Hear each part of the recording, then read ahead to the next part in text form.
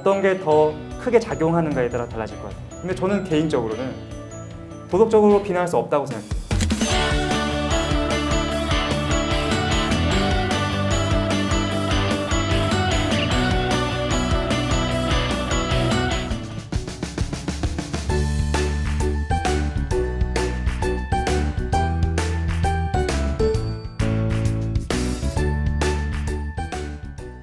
보통 인문학을 요즘 추세적으로 선호하고 있지만 거기에 대한 개인적인 선호도는 많이 떨어지는 편인데, 저희가 인문학 주제로 배웠을 때 보통 사회에서 많이 강조하시는 것들은 개인적으로 능력이 향상되는 걸 많이 강조하시잖아요. 오늘은 인간의 도덕이라는 주제를 다루면서 인문학이 개인뿐만 아니라 환경적인 시야까지 넓혀줄 수 있는 학문이다라는 거를 조금 다뤄보고 싶어서 이렇게 질문으로 시작하게 됐습니다. 사진을 보신 분들도 계실 텐데, 이거는 이제 개줄 목걸이로 사람한테 이제 걸어가지고 수감자를 이렇게 땅에 끌고 다니는 모습입니다. 네.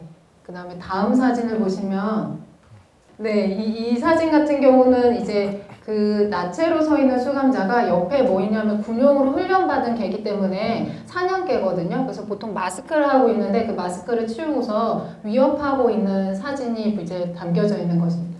저게 지금 취미로 하는 게 아니고 노는 게 아니고 실제로 학대당하는 상황이라는 거죠? 네네. 저게 지금 아까 처음 제목에서 나왔던 아부그라이브 수용소라는 곳에서 벌어진 이제 학대 사건이 사진 인터넷으로 공개돼가지고 문제가 됐던 사건입니다.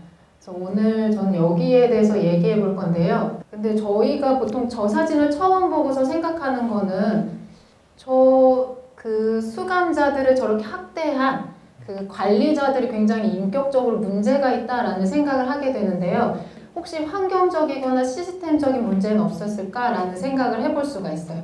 그러니까 정리하면 뭐 이런 내용이죠. 그러니까 굉장히 미군들이 멀리 떨어진 수용소에 있는 것이 아니라 적의 최전선에 있는 네, 상황이었고, 네. 모든 것이 다 고립되어 있는 상태고 항상 위협에 시달리고 있었다. 네. 그 가운데 정치범이나 테러범들에 대한 학대가 이루어졌다. 네. 그 얘기인 거죠. 네, 네. 사실 다 그렇죠. 우리가 극단적으로 개체의 문제냐 아니면 구조의 문제냐, 극단적으로 나눌 수 없고 사실 섞여 있긴 한데, 사실은 누구나 다 섞여 있다고 생각하는데 어떤 게 더 크게 작용하는가에 따라 달라질 것 같아요. 근데 저는 개인적으로는 도덕적으로 비난할 수 없다고 생각해요.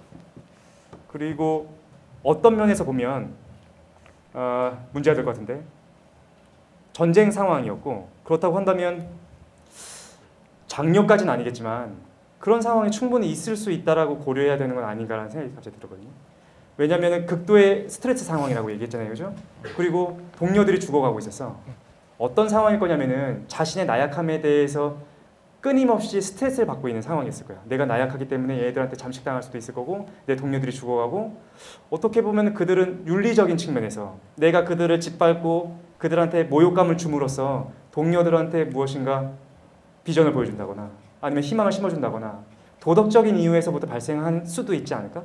가장 나머지가 뭉칠 수 있는 유리같이 위험한 상황이지만 어떤 일부 사람들이 친해질 수 있는 계기 중에 하나는 뭐냐면 일부를 적으로 만드는 거예요. 그래서 그 사람을 따돌림을 시키고 우리끼리 이제 으쌰으쌰하면서 이 사람들을 적으로 이렇게 손가락질하기 시작하면 나머지는 이제 하나가 될 수 있거든요. 그리고 모든 문제를 그쪽이 투사할 수 있는 거고. 그러니까 그렇게 생각하자면 이제 시장님의 의견은 그런 거죠. 저쪽을 철저한 악으로 규정하고, 그렇죠. 그러니까 전쟁 상황이니까. 그렇죠. 네네. 그래서 우리끼리 뭉칠 수 있고 우리들의 어떤 의지를 불태울 수 있고. 그러니까 우리가 이제 근현대 사회에 들어서면서 도덕성에 대해서 어떻게 나누기 시작했냐면은 모든 사람들이 동일한 권리를 갖고 있다라는 걸로 도덕성이 규정되기 시작합니다. 모든 사람들을 나처럼 돌봐야 된다는 거야. 그런데 실제로 인류 역사 전체를 놓고 보면 그렇진 않았어요. 지켜야 되는 나와 관련된 사람, 우리 사람들에 대해서 지키고 타자에 대해서는 엄격히 다루는 것이 도덕적인 경우도 있었거든요. 근데 역사적으로 이런 게 유사한 사례도 사실은 많이 있었죠, 그죠? 이게 한 번만, 단 한 번만 있었던 일이 아니라 역사적으로 너무 많이 반복되는 것 같긴 합니다. 그거에 대해서 지금 말씀하신 것처럼 그 인류 역사에서 나와 나의 어떤 집단들을 보호하고 그걸 위해서 다른 집단들을 배타적으로 이렇게 좀 죽이는 것까지도, 오히려 우리 구성원 중에 한 명이 죽었으면 저쪽 구성원 중에 한 명을 마땅히 죽여야 되는 거고, 심지어 거기서 죽임을 당하는 사람조차도 이걸 어떻게 보면 마땅하다고 생각하는, 그랬었던 시기가 훨씬 더 길었죠. 거의 뭐 10,000년 이상은 그렇게 살아왔을 겁니다. 그리고 그것 때문에 어떻게 보면 인류가 지금까지 생존했을 수도 있고, 이런 시점에서도 바라볼 수가 있는 거죠. 그리고 도덕성을 사실 우리가 얘기하는 것처럼 개체의 문제와 전체의 문제, 개체와 구조의 문제로 다루기 시작했던 계기도 사실 역사적으로 있었습니다. 그죠? 그게 2차 세계대전 때 우리가 너무 잘 알고 있는 내용이 있는데 오버랩되는 것 같아요. 아부그라이브 수용소에 대한 내용과 이 내용이 오버랩되는 것 같아서 그거에 대한 얘기를 조금 더 진행해 보도록 하겠습니다. 히틀러가 좋은 놈이다 나쁜 놈이다 이걸 이제 평가할 가치가 없기 때문에 이건 안 하겠지만 만약에 그 유대인들을 수송해서 그 절멸 수용소로 보내는 그 수송하는 공무원이 있었을 거 아니에요. 결국에 공무원이 그걸 했겠죠. 수송 그 기차 계획을 세우고 여기서 어떤 사람들을 태워서 저쪽으로 보낸다. 그 사람들은 유대인을 만나지도 않았을 거고 어떤 수치적으로만 봤을 거예요. 이 도시에 몇 명 정도가 있네. 그럼 몇 월 며칠까지 여기로 기차를 보냈다가 이걸 뭐 예를 들면 아우슈비츠로 이건 보내자. 그런 수송을 책임을 담당한 사람이 전쟁 범죄자고 도덕적으로 굉장히 문제가 심한 악마 같은 사람이라고 혹시 생각하시는지 그게 좀 궁금했어요. 철도 수송 담당자가 바로 이 아이히만이라는 독일 장교입니다. 나치 독일의 친위대 장교고 600만 명의 유대인 학살을 책임졌던 어떤 실무 책임자였어요. 뭐 아주 허드렛 일만 했던 건 아니고 간부급에서 활동했던 사람이고 이 사람의 가장 스페셜한 어떤 임무는 뭐였냐면 유럽 전역에서 유대인들을 학살 수용소가 그때 당시 한 5개인가 7개인가 있었죠. 예, 그 정도 되는 학살 수용소에 효과적으로 분배하는 게 이 사람 일이에요. 그래서 자기가 항상 자랑하기를 나는 500만 명의 유대인을 내가 다 열차를 태워서 보냈다 라고 떠들었다고 그래요. 사실 굉장히 복잡한 일이었을 거예요. 그지? 그렇죠. 한쪽이 막 몰리면 안 되고 열차 시간표도 다 고려해야 되고 되게 효율적인 인물이었다는 거죠. 이거 워낙 열심히 그리고 잘했기 때문에 이 사람이 훈장까지 받습니다. 나중에 철십자 훈장까지 받았고요. 그래서 직접적으로 유대인을 죽인 것까지는 아니지만 유대인을 가장 빠르고 효율적으로 죽음의 그 장소까지 몰아넣는 어떤 실무를 담당했던 그런 사람이었어요. 그렇죠? 근데 이분이 1945년에 독일이 멸망하고 난 이후에 아르헨티나로 도망을 갑니다. 이제 나치 협력자였고 군대에서 꽤 중요한 직책을 역임했던 사람이기 때문에 전범이었거든요. 그렇기 때문에 남미로 도망을 갔었는데 약 15년간 도피 생활하던 도중에 1960년 이스라엘 정보기관이 드디어 이 사람을 찾아냅니다. 그래서 이 사람을 체포해요. 그리고 1962년인가 3년쯤에 63년이에요. 예. 1963년에 국제사법재판소에서 이제 실질적으로 재판을 받게 돼요. 이 사람이 잡혔다는 소식을 듣고 그 유명한 미국에 지금 활동하고 있던 철학자 한 분이 독일 출신의 유대인 철학자입니다. 이 사람을 인터뷰하러 그리고 재판 과정을 취재하러 날아갑니다. 그게 이제 한나 아렌트라는 철학자가 있어요. 이분은 원래 유대인이었는데 미국으로 이제 도망와가지고 프린스턴 대학에서 대학 교수를 하고 있었던 그때 시절이라고 그래요. 1959년에 대학 교수가 되는데 이 사람이 이제 1963년에 재판을 받고 있으니까 뉴요커라는 잡지의 어떤 편집장 자격으로 이 사건을 취재하러 달려갑니다. 한나 아렌트가 이 사람을 장기간 추적하고 취재했던 결과 이 사람의 첫 번째 결론은 이거였습니다. 아이히만이라는 사람은 사악한 사람도 아니고 유대인을 증오했던 사람도 아니다. 그 사람은 악마가 아니었고 지극히 온순하고 가정적이며 또 훌륭한 직장 동료였다. 오히려 법을 준수하는 건실한 시민이었던 아이히만은 명령받은 일을 이행하는 것을 의무라고 느꼈고 유대인 전문가로서 그들을 수용소에 배분하는 일을 착실히 수행했다. 그 사람이 결과적으로 악한 행동을 한 건 맞죠. 그렇죠? 600만 명을 수용소로 보냈는데 그 사람이 그런 악한 행동을 했던 이유는 딱 한 가지다. 그건 뭐냐면 자기 행위의 결과에 대해서 사유하지 않았기 때문이다 라고 진단을 합니다. 즉 그 행위가 아무리 괴물 같았다고 해도 그 행위자 자체는 괴물 같지도 않고 또 악마적이지도 않았다. 하지만 그의 유일한 특징은 어리석음이 아니라 사유의 진정한 불가능성이었다. 즉 다른 사람의 처지를 생각할 줄 모르는 생각의 무능은 말하기의 무능을 낳고 또 행동의 무능을 낳는다 라고 얘기를 하고 있는데, 그러니까 쉽게 얘기하면 비판적 사고 없이 조직의 명령에 그냥 복종하고 다수 의견에 그냥 휩쓸려가는 그런 성향 때문에 악한 행동을 한 것이다 이렇게 지적을 하고 있어요. 마지막으로 이 한나 아렌트가 덧붙이는 말은 뭐냐면 대부분의 악행은 악해지기로 결심한 적이 없는 그런 선한 사람들에 의해서 저질러진다. 이것은 매우 슬픈 일이다. 아이히만이 평범한 것은 우리가 언제든지 그가 될 수 있기 때문이다. 결국에는 우리 안에 아이히만이 있다.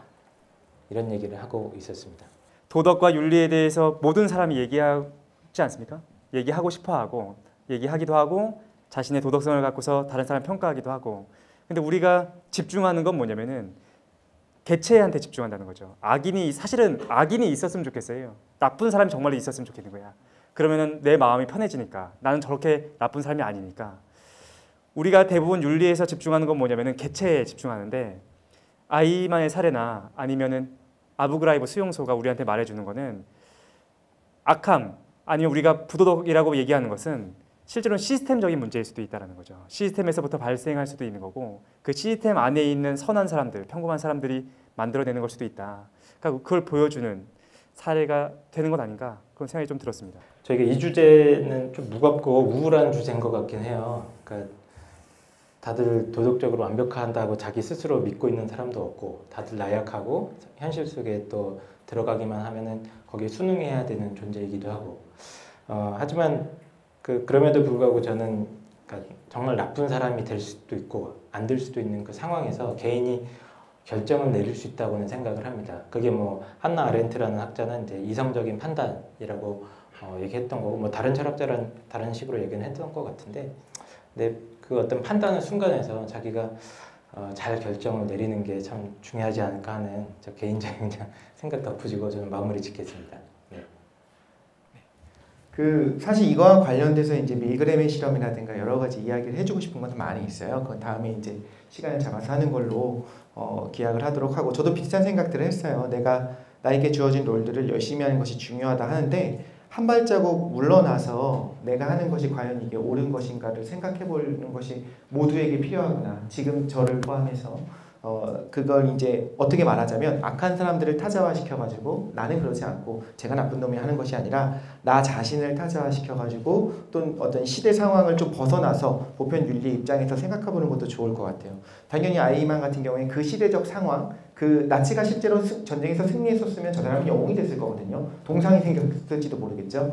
그 시대적 상황까지도 벗어나서 보편적인 인류의 애적인 눈에서 바라봤을 때 내가 이렇게 열심히 무언가 일을 해도 되는가에 대해서 고민해보는 것이 우리 모두에게 필요하지 않나 하는 생각을 하게 됩니다. 네, 저도 주제가 너무 무거워서 공개방송 최고 이렇게 재미가 있으셨는지 모르겠는데 이게 도덕적인 문제로 하면 개인적인 책임이다, 환경적 책임이다 이렇게 생각할 수도 있지만 저희 그냥 일상생활에 쉽게 적용해서 생각하면 그 생활할 때 보통 나를 조금 바꾸고 싶거나 내가 좀 달라지고 싶다 그럼 개인적인 노력들 하시잖아요. 뭐 운동하시기도 하고 뭐 어학을 배우시기도 하고 여행 가기도 하시는데 그럴 때 환경적인 영향력이 나한테 크게 미친다는 것도 생각하시면 좋을 것 같아요. 그래서 환경은 내가 개선하기가 되게 힘든데 뭐 집을 가출해서 나오거나 아니면 뭐 가족들이랑 뭐 내가 인연을 끊겠다 하지 않고서 내 환경을 변화시키기가 어려운데 환경적인 것도 바뀌어야 된다는 생각이 있는 것만으로도 자기가 좀 선택지가 넓어질 것 같아요. 실제로 여기에서 그 감독관 아부그라이브 수용소에서 이전에 문제를 일으키지 않는데 그 수용소에 가면 범죄자가 되는 것처럼 내가 지금 환경에서는 잘 뭔가 일이 안 풀리는 것 같다라고 해도 환경이 바뀌면 굉장히 일이 잘 풀리거나 능률 있게 하실 수 있는 경우가 굉장히 많거든요. 그래서 개인적인 거 말고도 환경적인 네, 이직하시고 가출하시고 이제 가족들과 이제 연도 끊으시고 해보시면 좋을 것 같습니다.